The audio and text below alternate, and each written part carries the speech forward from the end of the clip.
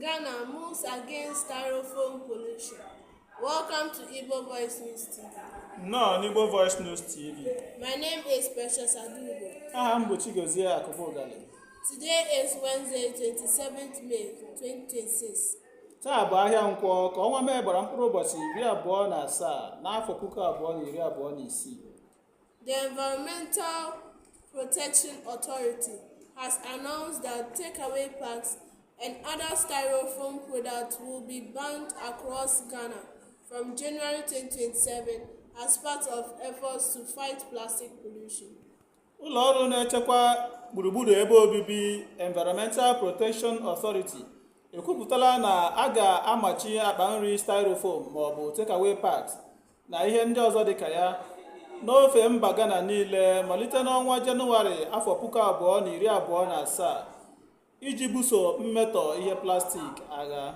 The EPA says the production, importation, distribution, sale and use of styrofoam products will become illegal nationwide from January 1st, 2027. EPA kwuru na imepụta, ibubata, ikesa, ire na iji ngwaahịa styrofoam ga-abụ ịda iwu na Ghana niile site n'ọnwa Jenụwarị ụbọchị mbụ n'afọ 2027. The ban covers food containers, takeaway packs, disposable cups and plates, foam packaging materials, and several other products made from expanded polystyrene foam.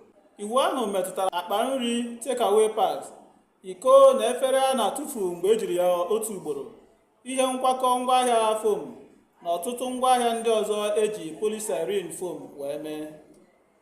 The decision follows a policy announcement made by President John Dramani Mahama during World Environmental Day celebration in June 2025, when he pledged to phase out styrofoam products.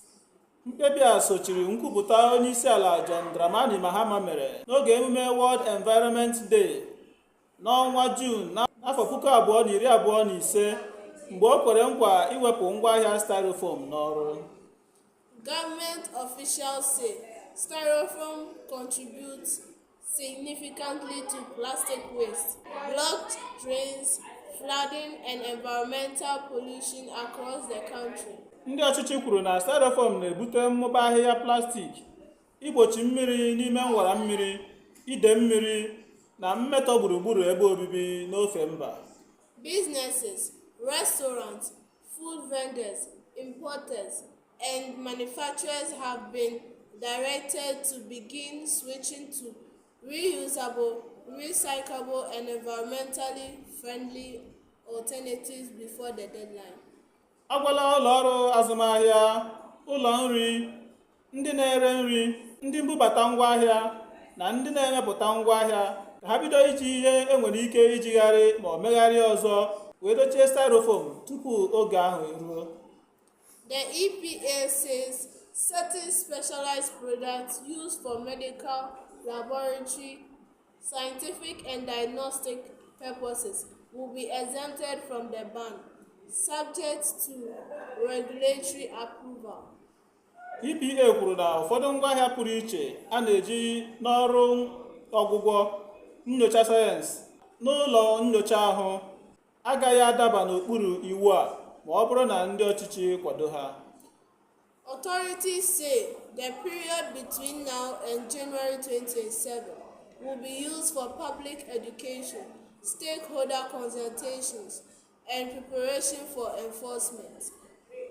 Ndị ọchịchị kwuru na oge dị bido na ugbu a ruo n'ọnwa Jenụwarị 2027 bụ oge a ga-eji mee nkụzi ọha, mkparịta ụka ndị okwu metụtara na nkwadobe maka mmejupụta iwu ahụ.